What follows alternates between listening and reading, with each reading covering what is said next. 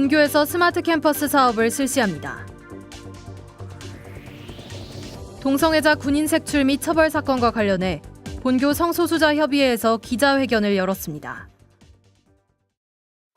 서강인 여러분 안녕하세요. 뉴스인 서강, 이 시간 진행의 박주령입니다. 첫 소식입니다. 본교에서 스마트 캠퍼스 사업을 실시합니다. 최신 정보통신 기술을 적용한 스마트 캠퍼스를 구현하기 위해서인데요. 시행 과정에서 학우들과의 소통 논란이 일기도 했습니다. 자세한 소식 김미진 기자가 전합니다. 본교에서 스마트 캠퍼스 사업을 실시합니다. 주요 사업 내용으론 세인트, 청년광장 등을 비롯한 홈페이지의 디자인 및 기능 개선이 있습니다. 모바일 애플리케이션 역시 개선됩니다. 본교에서 제공하는 앱을 통합해 효율적인 관리가 가능합니다. 서강톡톡 역시 메시지 수신의 안전성을 강화하는 등 개선을 거쳐 2학기에 새로 제공됩니다. 출력물 관리 시스템도 도입됩니다. 사용자가 인증 및 출력 신청만 거치면 언제 어디서나 본교의 출력기기로 인쇄를 할 수 있습니다. 전자출결 제도의 도입이 특히 학우들의 눈길을 끌기도 했습니다. 강의실에 입장한 학생이 본인의 스마트폰 속 관련 앱을 실행하면 위치 인증 출결 단말기를 통해 출석 체크가 가능합니다. 중도 퇴실이나 대리 출석에 대한 확인이 어려웠던 기존의 결점이 보완될 수 있습니다. 또한 스마트폰이 없는 학생의 경우엔 교수의 앱을 통해 출결 요청을 하면 됩니다. 본 제도는 이번 학예 계절 학기에 시범 운영될 예정입니다. 이외에도 도서관 등의 출입 게이트가 교체됐으며 2학기부터는 학생증 카드 역시 변경될 예정입니다.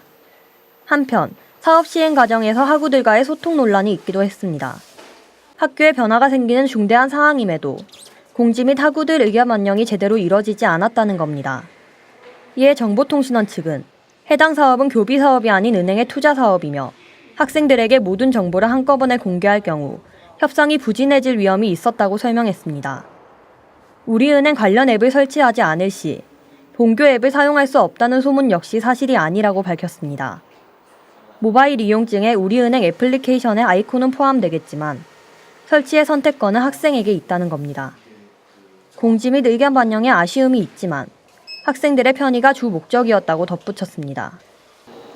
제가 서 있는 이곳은 김대건관 열람실의 출입 게이트입니다. 스마트 캠퍼스 사업에서 학우들이 가장 먼저 변화를 눈치챈 부분일 텐데요. 스마트 캠퍼스 사업은 학우들의 편리한 학교 생활에 큰 도움이 될 것입니다.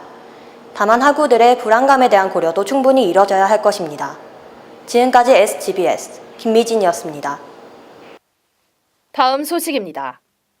지난 4월 18일 본교 성소수자 협의회에서 시국 사퇴를 선언했습니다. 성소수자 군인을 색출하고 체포한 사건에 관한 내용이었는데요. 자세한 소식 알아보겠습니다. 지난 4월 18일 본교 성소수자 협의회에서 기자회견을 열었습니다.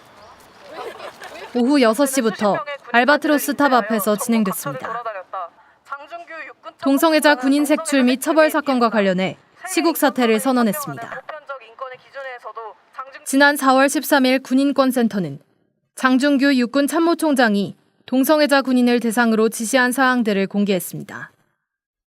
육군 중앙수사단은 동성애자로 유추되는 카카오톡 내용만을 바탕으로 수사를 개시했습니다. 게이 데이팅 앱을 이용한 함정 수사와 압수수색 영장의 불법 집행이 이뤄졌습니다. 특정 사건을 수사하는 과정에서 취득한 정보를 바탕으로 동성애자 군인을 식별한 것입니다. 국방부훈령 제1932호를 위반합니다. 성소수자협의회 함수를 대표로 본교 여러 단위들이 연명했습니다.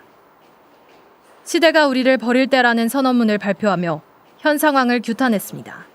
장준규가 불법 수사를 지시하면서까지 색출하려던 동성애자, 그들이 군인이 될 수 없다는 규정은 어디에도 없다. 오히려 현행 부대 관리 훈련, 국방부 훈령 제19325는 동성애자 병사의 평등 취급, 동성애자 식별 활동의 금지, 동성애자 병사에 대한 사생활 관련 질문 금지, 동성애자 입증 취지의 관련 자료 제출 요구 금지 등을 규정하고 있다. 군 스스로 만든 규율조차 지키지 않는 것이다. 불법 수사를 중단하고 수사 과정에서의 언행을 사과할 것을 요구했습니다. 또한 공영방송 KBS의 2차 가해를 비판했습니다. 요구안 낭독 후 기자회견은 종료됐습니다. 한편 19일 성소수자 협의회에서 게시한 관련 자보가 무단 철거됐습니다. 이에 함수에선 마포경찰서에 수사 의뢰를 한 상태입니다. 지금까지 스마트 캠퍼스 사업과 성소수자 협의회 기자회견에 관한 자세한 소식 전해드렸습니다. 이번 소식들에선 특히나 올바른 정보 전달의 중요성이 부각됐습니다.